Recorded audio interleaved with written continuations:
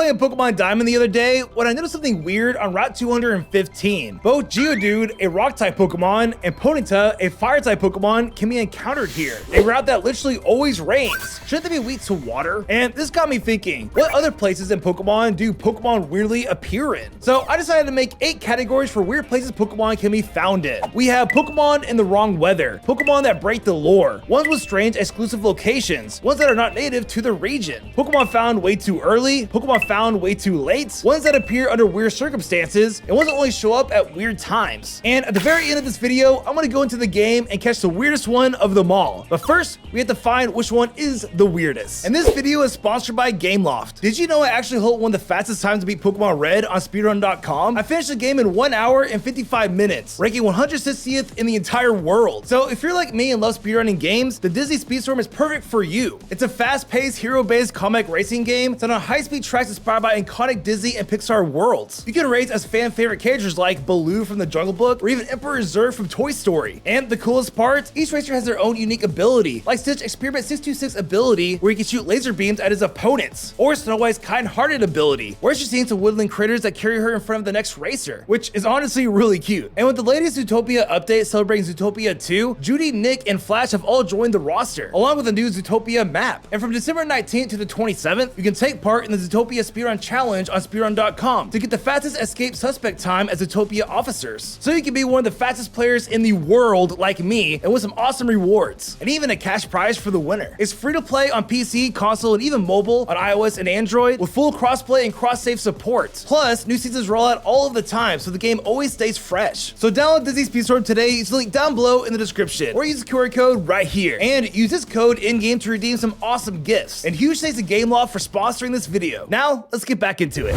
Let's start with Pokemon that appear in the wrong weather. Center Route 215. This route is said to always be overwhelmed with heavy rainfall, and that only hardy trainers who can handle the constant downpour gather here. And I guess that includes hardy Pokemon too, because for some reason, Geodude and Ponyta are the most common encounters here, even though they are both weak to water. You can even encounter Houndoom on this route too using the Poke Radar, which makes 0 sense. And on top of that, several trainers here have both rock and fire type Pokemon on their teams. Like, what is going on this route? Unova Desert Resort. This place is supposed to be a popular tourist spot, but apparently it's too harsh to actually be a resort. And I guess the Pokemon that live here just do not care, because just like the nonstop rain on Route 215, this area is permanently stuck in a sandstorm, which means Darumaka, Maractus, and even Scraggy are all constantly taking damage from the sand, since none of them are immune to it. And the funniest part, this is the only place in the entire game where you can find a Maractus, so it basically chooses to live its entire life in constant pain by this sandstorm. Galar Route 6. This area is always basked in harsh sunlight, but for some reason, Helioptile chooses to live here too. And keep in mind, this Pokemon has 2 abilities that actually hurt it in the sun. Dry Skin lowers its HP if it is hot, and Solar Power also lowers its HP in the sunlight. I guess it makes a little bit more sense when you read its Dex entry, since it says it generates energy by basking in the sunlight, which lets it go without eating food. But still, it sounds painful, so at what cost? I feel like eating berries will be a lot easier than dying from the sunlight to generate some energy. Alright, next are places where Pokemon just break their own lore. Let's start with Route 11 in the Unova region. When Zangoose and Survivor were introduced in Generation 3, their entire lore was centered around being arch rivals. They even have scars on their own bodies inflicted by the other Pokemon. You can literally see them right there. Zangoose even has a Dex entry that says, memories of battling his arch rival Survivor are etched into every cell of Zangoose's body, meaning they hate each other on the molecular level. Yet on Route 11 in the Unova region, they can be found in harmony in the same grass. Heck, you can even encounter them in a double battle together. You would think this area would be an absolute bloodbath with their lore, but I guess not. And it doesn't help that these Pokemon are in the same egg group, meaning they can breed as well. White Forest. The last major area you visit in Pokemon Black and White is completely different depending on the version that you have. Black City is all about technology, commerce, and battling trainers, while White Forest is the total opposite. It is focused on nature, organic life, and peaceful Pokemon filled with wild encounters. But for some reason, Porygon can be found here, and not in Black City. A man-made Pokemon whose entire identity is being being a digital artificial Pokemon, living in a place that is supposed to be pure nature. Alola Executor Island. This place is supposed to be untouched by humans, and is even designated in the games as a nature preserve. Yet Castform, another man-made Pokemon, can be found here in an SOS battle, even though there are no weather institutes anywhere near the island, or human civilization for that matter. And the Galar Crown Tundra. Nearly all fossil Pokemon can be found roaming in the wild here, even though they're supposed to be extinct. And it gets even stranger when you read some of their Sword and Shield Dex entries. Omanyte have apparently escaped the facilities that restored them or were released into the wild by people. And Kabuto is pretty common in the wild in Galar somehow. It is just never explained. And then when you read Calyrex Dex entry in its Shadow Ride form, it gets even more confusing because it says it uses power to look into the past and future and save the creatures of a forest from a literal meteor strike. But wouldn't that make Calyrex 300 million years old? Because that is how old Kabuto is said to be in his Dex entries. And Aerodactyl Dex entry says it went extinct from a meteor impact long ago. The lore isn't loring. Is Calyrex a 300 million year old Pokemon that saved these extinct Pokemon from going extinct? Or what? Shouldn't Kabuto be in his Genesect ancient form?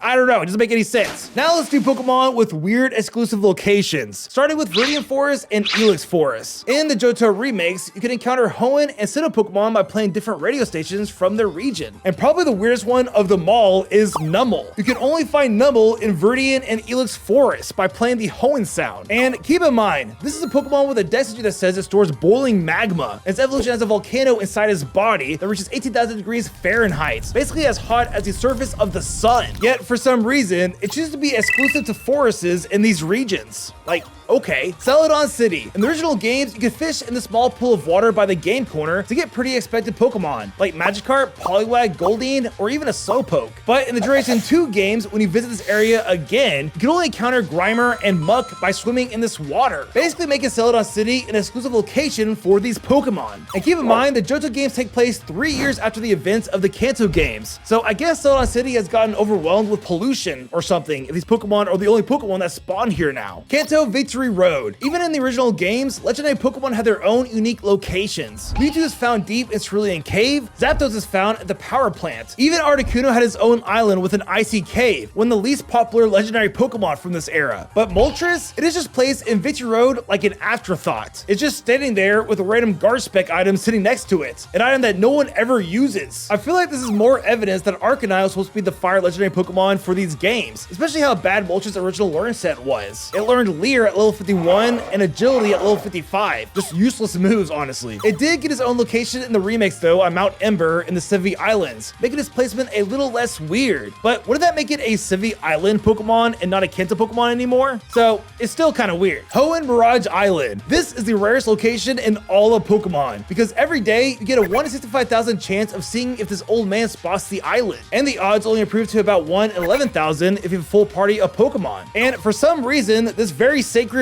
rare island is the only place where Wynaut can be found in. Yeah, the rarest area in all the Pokemon games is exclusive to Wild Wynaut, because I guess, why not? It does start to make a little bit more sense when you read his Dex entry about how they are drawn to fragrances of sweet fruit and travel in packs, but how in the world did only these Pokemon discover this island and no other Pokemon around it, like water-type Pokemon who are swimming? I literally have no idea. Like, can Wynaut even swim? Hoenn Artisan Cave. At the very end of Pokemon Emerald, you unlock the Battle Frontier, and at the south end of the island, there's this cave called Artisan Cave. And for some reason, this cave only has Smeargle inside of it. I get the pun, it is called Artisan Cave and Smeargle are artists, but why? I mean, this actually might be where the Pokemon Smeargle comes from. This might be where its origin is in the Pokemon world, because every other region where you can find them in the wild in is usually tied to them painting something that's in the area, like the hieroglyphs in the ruins of Alph, the Battle Chateau on Kalos Route 7, or even the B-side on Alola Route 2. This is such a random place for Smeargle to originate from, so it's pretty weird to me. And the Hoenn Altering Cave. After becoming champion, a random cave opens up at Route 103 called Altering Cave. And originally this cave was supposed to be a place where players could alter the wild Pokemon by using Mystery Gift or a Wonder Spot, hence the cave's name, Altering Cave. But the data for this feature was never actually distributed, so all the Pokemon you're meant to alter became completely unobtainable, meaning this random post-game cave ended up being an exclusive place for Zubat, a Pokemon that you can already find in basically every cave ever. ever. LOL. Alright, next we have Pokemon that aren't native to their own region. Let's start with the Kanto routes 7, 16, and 18. And I chose 3 for a pretty good reason. Generation 2 brought the dark typing and brought 6 new Pokemon: Umbreon, Murkrow, Sneasel, Houndour, Houndoom, and Tyranitar. But for some reason, Game Freak made all these Pokemon very hard to get, mostly because they were placed at the very end of the game. The only dark type Pokemon they could actually get before the end game was Umbreon, by evolving the gifted Eevee from Bell in Goldenrod City. But for the others, you had Sneasel in the Ice Path all the way to the Ace Gym, and Murkrow and Houndour, who are only available in the Kanto region on Route 7 and 16, basically making these Johto Pokemon actually Kanto Pokemon, because this was the only place they could actually get them in the game. And along with them, Slugma was only available on these routes too, along with Route 18. And to this day, they are still placed like this in the remakes. They are literally Kanto Pokemon, while also being in the Johto Safari Zone, a place where exotic Pokemon can be found in. Speaking of exotic Pokemon, the Kanto Safari Zone is our next location, because in the original games, Kangaskhan, Execute, Pinsir, and Scyther were only available in the Safari Zone. And like I said before, a Safari Zone is basically a zoo where exotic Pokemon are kept in, Pokemon that are probably not native to the region. And I would assume Kangaskhan is native to an Australian-based region. Execute is definitely native to the Alola region on Executor Island. This dex entry literally says Alola is the best environment for it. And I honestly have no idea where Pinsir and Scyther are from. They both can be found in the Johto National Park, so they actually might be Johto Pokemon instead of Kanto Pokemon. So here we are again. The Kanto region doesn't have 157 Pokemon anymore, but back to 151 Pokemon with different Pokemon this time, if we count their evolutions. Route 21 in the Kanto region has another Pokemon that's probably not native to it, which is Mr. Mime. Because in the original games, this Pokemon was only obtainable through a trade with a trainer who nicknamed it Marcel, which is based on the famous French mime artist Marcel Marceau. But in Gold and Silver, Mr. Mime was randomly added to Route 21, just south of Pallet Town on the small patch of grass right here, with nothing but water south of it. It's most likely a nod to Ash's Mr. Mime from the anime, but it's still strange that this became one of his only places where it's native to, especially when Mr. Mime cannot be found in Legend ZA, a place that is literally inspired by Paris, that is very known for having mimes. And then we have Route 228. One of the most popular Pokemon from the Hoenn region is Metagross. It is a pseudo-legendary Pokemon. It is a champion's ace. It even has a Mega Metagross, which canonically requires 8 Beldum to form. But the funny thing is, Beldum cannot be found anywhere in the Hoenn region, and that even includes the remakes. The first place it actually appears in the wild is through a swarm encounter on Route 228 in the Sinnoh region, which means the entire Beldum line is technically not native to Hoenn at all, because the only way to get it in those games is by a gift by Steven Stone. And outside of Route 228, the only other place it shows up before the open world Pokemon games is on Mount Hakalani in Alola. Now we have Pokemon who appeared too early in the games. Let's start with the weirdest one out of the bunch, Kanto Route 1. In Pokemon Let's Go, you have a 1% chance of encountering a Dragonite while flying on a Pokemon. And on any of the routes, including Route 1, you can literally find a Dragonite at level 3. Yeah, a completely legal, legitimate Dragonite at level 3. 52 levels before it even supposed to evolve. And Dragonite isn't the only one. You can also encounter a level 3 Charizard, Pidgeot, and even a legendary bird on this route as well. All completely legal in the realm of Pokemon, I guess. Elix Forest. You can find a level 10 Golduck by surfing here, which is 23 levels under when it's supposed to evolve. And the funny part is, you can also encounter Psyduck in the same water that are higher level than this Golduck. Nature Preserve. You can literally encounter a level 1 Gyarados in any rippling water spot with a Super Rod. But the funny thing is, it can also be any level 2, including level 100. Castelia Sewers. Level 5 Muck can be found surfing here, a whopping 33 levels of when it should evolve. Unova Route 4. You can find level 5 Jellicent by surfing in rippling water, a Pokemon known for seeking ships, which is honestly hilarious for a level 5 Pokemon to do that. Alola Route 3. At the very beginning of this game, you have a 1% chance of encountering a Bagon here, and then it has another 1% chance of calling a Salamence in an SOS battle, where the Salamence will be level 9. Imagine getting a pseudo-legendary Pokemon this early in the game. With a Dragonite beforehand and Let's Go, you at least need the secret move Sky Dash. But with the Salamence, you can literally just start the game with this Pokemon, a legal level 9 pseudo-legendary Pokemon to start the game with. Pony Gauntlet. Dratini here has a chance of calling an SOS battle of a level 10 Dragonite as well, but this one is not as bad as the Salamence because it is very late in the game. But still, this is yet another low-level Dragonite they can legally obtain in Pokemon. I guess levels just don't matter to Dragonite. And Seafolk Village. Wilmer can call a level 10 Wailord here in an SOS battle, but I wonder how that's even possible. Like how? Alright, now let's do the opposite. Here are Pokemon that appear way too late in the games, starting with Mount Silver in the Kanto or Johto region. This place place is known for high-level Pokemon. Even Professor Oak doesn't give you permission to go here until you obtain all 16 badges from both regions. But for some reason, Larvitar can be found here at a low level of 15. And this is the only place in the entire game where you can encounter one. So in order to get a Tyranitar in these games, you basically have to complete 99% of the entire game and then grind up a low-level Larvitar that has a slow leveling rate. I feel like Red isn't the final boss of Pokemon Gold and Silver. It's the Larvitar. And Larvitar isn't the only one either, because in Generation 2, only one new Ghost-type Pokemon was introduced, Misdreavus. And for some reason, Mount Silver is the only place where we could actually find one in. And keep in mind, Morty, a Ghost-type gym leader, didn't even use Misdreavus for his team. So again, to get the new Ghost-type Pokemon in these games, you have to nearly beat the entire game to finally catch one. Grand Underground. You can find several different types of Pokemon in this area, especially after getting your natural Pokédex. But probably the weirdest one out of them all are Caterpie and Weedle, which you can encounter at level 63. And these are two Pokemon that literally evolve at the earliest level out of all Pokemon. Yet you can find them at level 63 in this very competitive area of different Pokemon. This takes the old Trico from the anime to a whole new level. And the resort area. In Pokemon Platinum, you can fish up Magikarp of any level, which means just like the Gyarados in the Nature Preserve, you can find a level 100 Magikarp in these waters, which means it would be impossible to evolve it. It's stuck with the moves Splash, Tackle, and Flail forever. Okay, next we have Pokemon that appear under weird circumstances, starting with Lorelai's room at the Pokemon League. Yeah, in Lorelai's room, if you choose to fish in the pool of water right next to her, you can literally encounter Magikarp, Goldeen, and Poliwag here. And the funny part is, they are only level 10 at the Indigo League. Desert Underneath. This place starts out as a small cave behind the Fossil Maniac's house. But after you become champion, he somehow manages to dig out this huge tunnel. And for some reason, mostly Ditto can be found here, and is the only place in the Hoenn games where they appear in. Like, that is so random. Like, I wonder why. Lava Ridge Town. In the Hoenn remakes, after battling Groudon and Kyogre, an invisible Kecleon will randomly spawn in the Ladies Hot Spring for no apparent reason. I guess it saw the Earth ending with legendary Pokemon fighting, and it just decided that it wanted to relax before the end of the world. And funny enough, this isn't the only Kecleon that randomly appears either, because after completing the Delta episode in the remakes as well, another invisible Kecleon shows up in the Mossy Space Center. I guess this one saw the meteor literally heading towards Earth and wanted to escape by going inside a spaceship to leave the planet. These invisible Kecleon are smarter than they look. See Mawile. Spiritomb appears here when you press the pause button. After the game tells you, it feels like you're being washed by something. So basically, this Pokemon can see into our dimension of playing the game using features like the pause feature. That is a very weird circumstance. Unova Indigo Disc. If you spin around clockwise in the middle of a cyclone and open your camera with a sepia filter, eventually Meloetta's Relic song will start playing and she will appear. It sounds completely random, but it actually works. And it's actually a callback to the original Meloetta event in Black and White, where a guitarist says, "The scent you brought me reminded me of a long ago melody from the fringes of my sepia-toned memories." It's still just so random though. Kalos Victory Road. In Pokemon X and Y, there are ambush encounters in caves where Pokemon can drop from the ceiling to attack you. And one of the possible encounters you can get just by walking around Victory Road is a literal Graveler. This giant rock Pokemon can just drop on top of you, ambushing you, which is pretty hilarious to think about.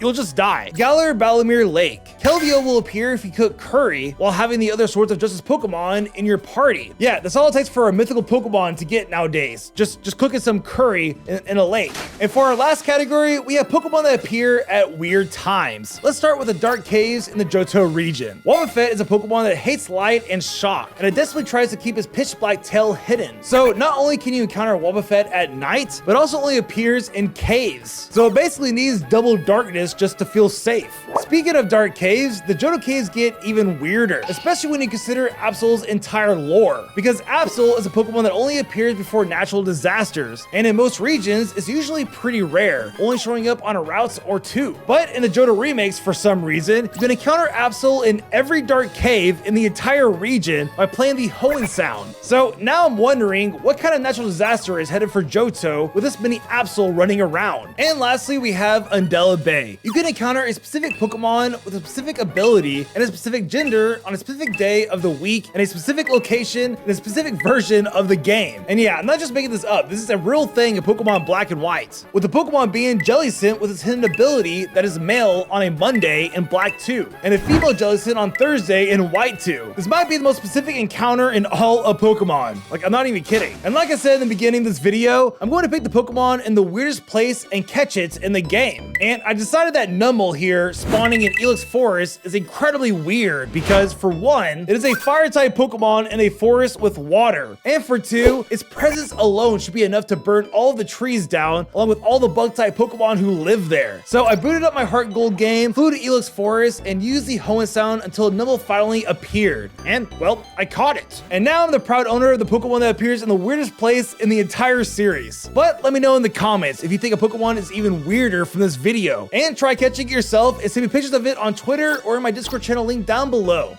I would love to see it.